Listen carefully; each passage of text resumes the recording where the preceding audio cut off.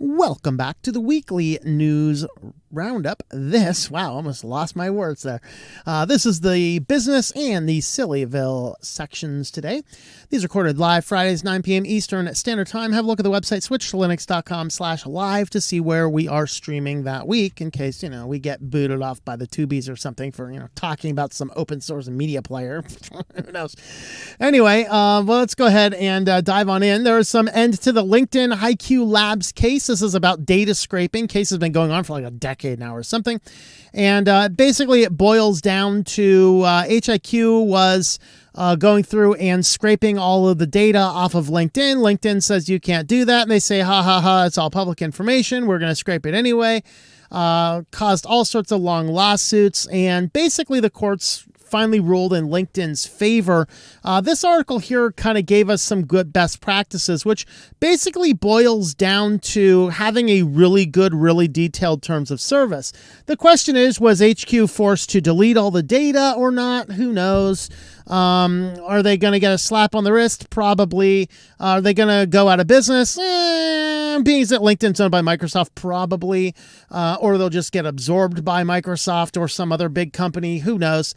But basically, some actionable items. The reasons why they lost the suit and LinkedIn won.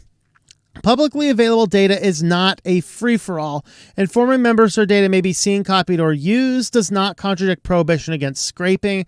A warning to members that third parties may collect their public-facing data is not a blessing for third parties to do so in expressly forbidden means.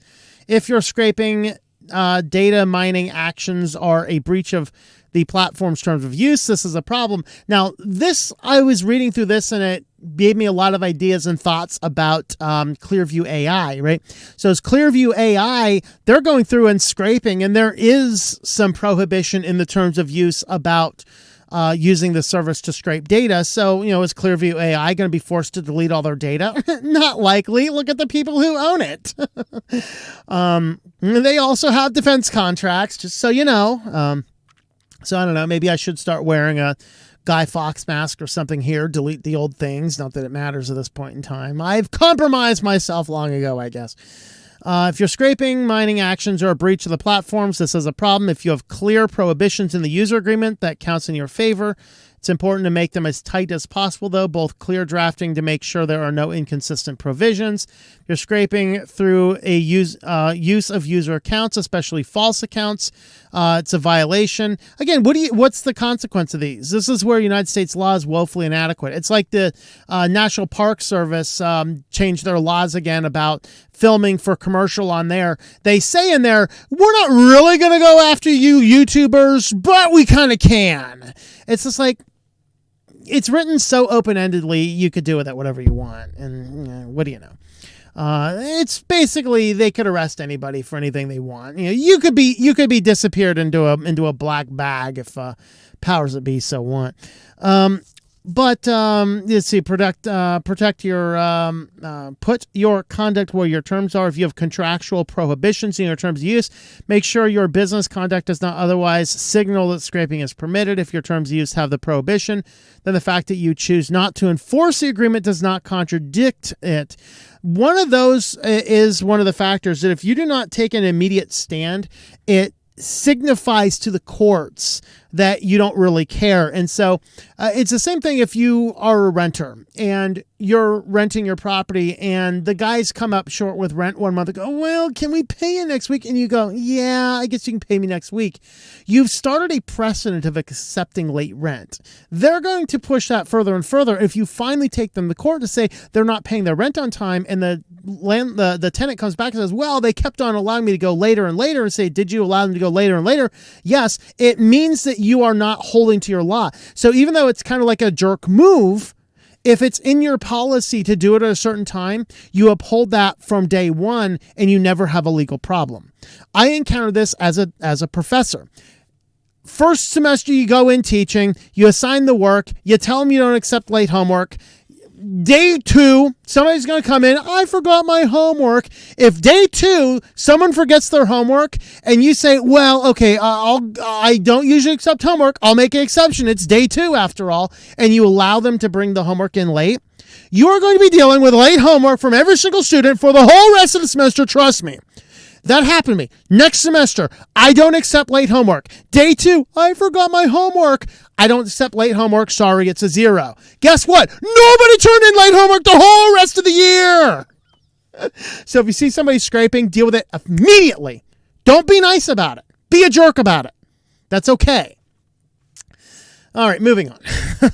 FCC now orders ISPs to show broadband nutrition labels with all the fees and limits.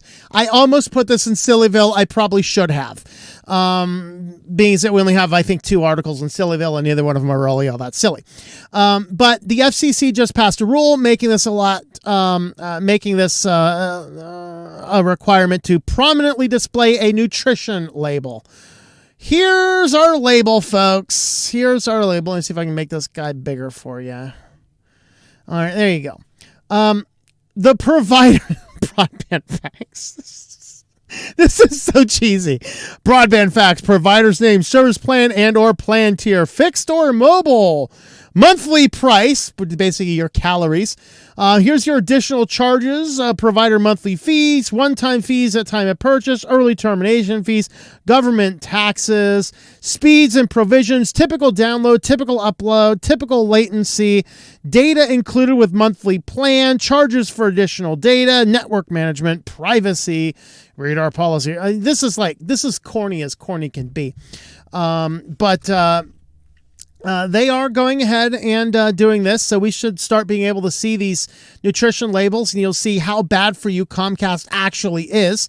And maybe at some point in time we can compare these nutrition facts. You could go into your politician's office and be like, yeah, I would like to have this one instead of this one, but I don't have a choice. This is called a monopoly. Would you do something about the monopoly in our town?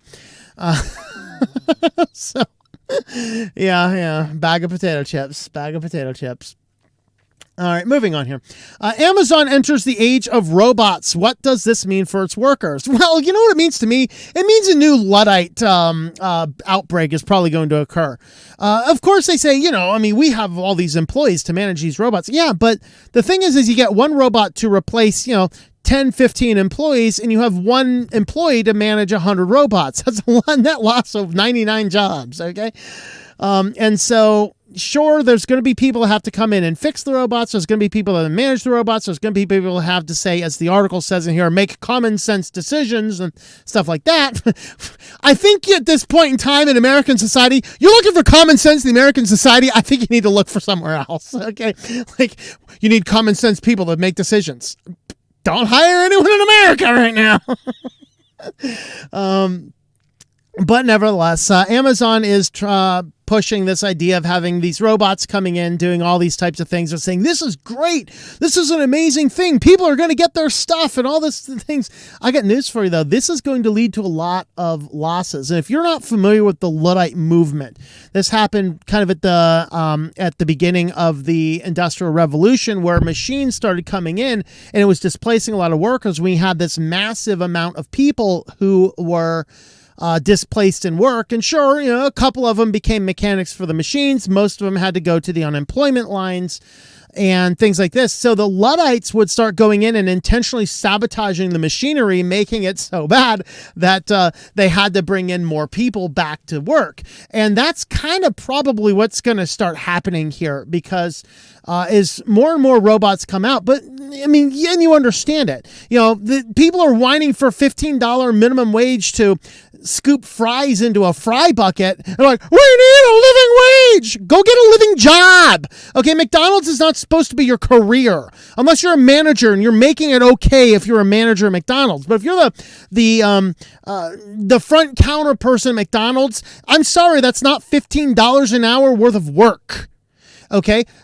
But people are whining for it, and so it's becoming a thing. And so what are they doing? They're replacing the people with Flippy and with self-checkout kiosks. They're replacing employees, having fewer employees because they're whining and crying. I mean, did you guys see that horrible cringe Starbucks video last week or so? This guy's in the back room crying because they're making him work 30 hours a week.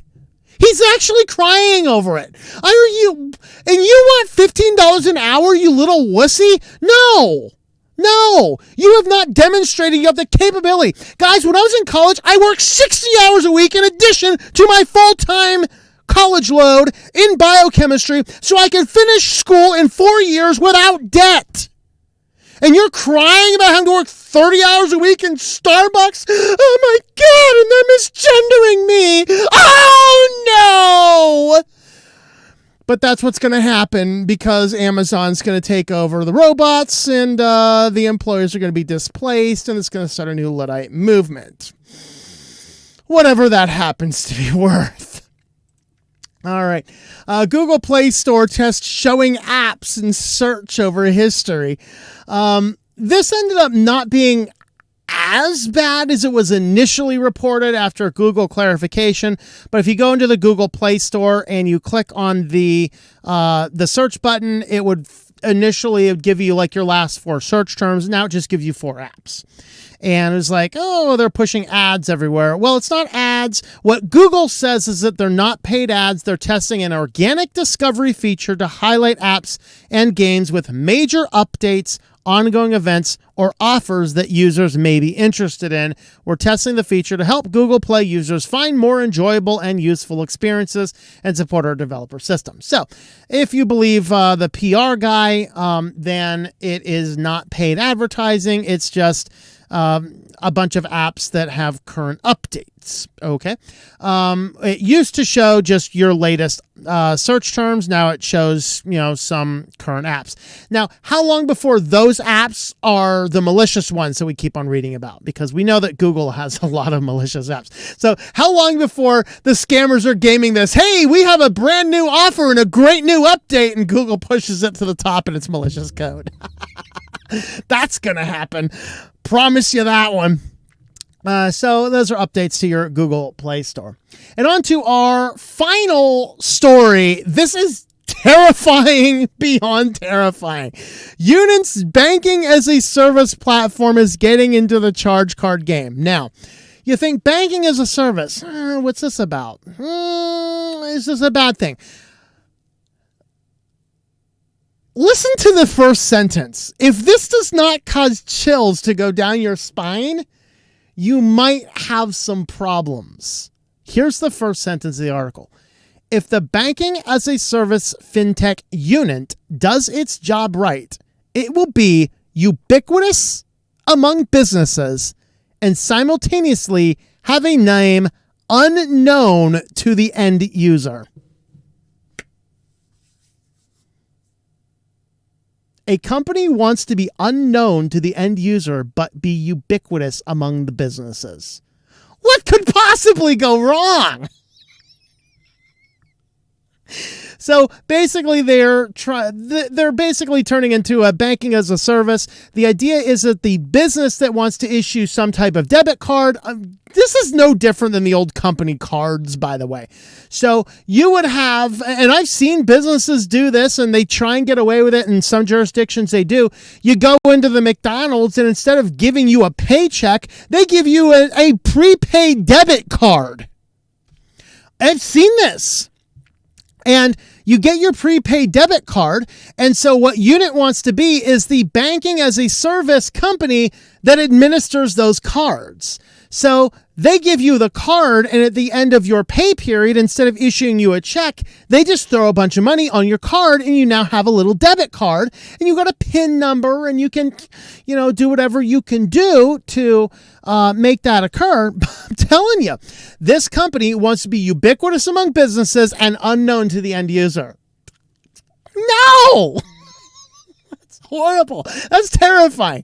Company gives companies a way to embed financial services into their product, and after already launching debit cards, Unit is officially breaking into the charge card game.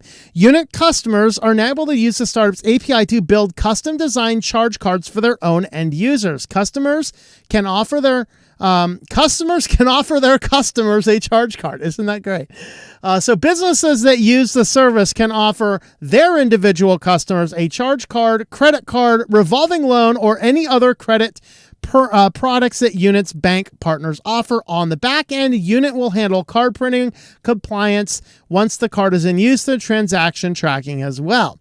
According to the co-founder, the cards are Unit's fourth and final pillar in a venture-backed company, adding into its products the debit, bank accounts, and payment space. So basically, they're just trying to be the back-end administrator to gift cards, charge cards, and all sorts of functions to allow businesses to service out that branch of things to supply their customers stuff. This is terrifying. Just on the basis that they want to be completely unknown. So nobody's going to know who the servicing company is behind this. And that is a sheer lack of transparency. That's my thought. I could be wrong. Let me know what you think in the comments down below. With that, guys, we do have a shop, SwitchedToLinux, shop.SwitchedToLinux.com. You can get some t-shirts, hoodies, hats, all sorts of other things. We have a couple different things, and it is on my list to do probably tomorrow. Somebody asked for a hat with just the SwitchedToLinux logo on it. I thought we had it in here, but apparently not, so I'll have to go in there. I think hats were added after I had done a lot of my design work, so I'll have to go in there and get that fixed up. That'll be in there soon, but you can find hats, mouse pads, coffee cups, all sorts of fun stuff like that over on shop.SwitchedToLinux.com. With that, guys, let's head on over to Sillyville. All right, first up in Sillyville, Stephen Jobs' old sandals just sold for $220,000. Why? I mean, that just stinks. It's like, I want to spend $220,000 for Steve Jobs' toe fungus. You know you have some serious problems in life when you're paying that much money for Apple stuff. Of course, it's collector's stuff, so you buy it. There's actually a third co-founder in Apple. I saw a wonderful documentary on him the other day, and he pulled out of the company after, I think it was like less than a year, because it just wasn't his thing. And he had the original agreement between the three men, and he ended up selling it a couple years ago for $500, I think. Well, that thing just sold for thousands and thousands of dollars on an auction, because people buy things attached to the startup of Apple, I guess. So yeah, Stephen Jobs had some old, well-worn German sandals owned by him. It set a record of $220,000. It still retains his feet prints. Ew. I mean, we're getting to the point where it's just like, is this idolatry, or is this, I don't know what this is, but it's kind of freaky. Well, all you developers out there that want to suck down your Mountain Dew during the coating spikes, this holiday season you have a brand new flavor, Fruitcake, which is going to be basically a fruitcake. So here's, of course, the passing of the fruitcake to everybody. Yes. All right. Because nobody wants to eat the fruitcake. I mean, look at this thing.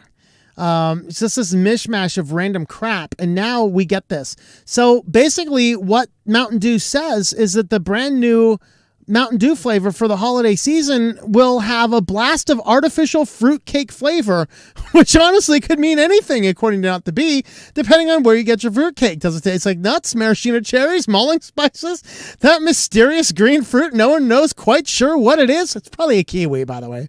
Mysterious green fruits. But I don't know. Can we please just be done with Frankenfood? Plain old Mountain Dew's perfectly good. No need to make it festive unless you're adding it to your Christmas punch, which case, carry on.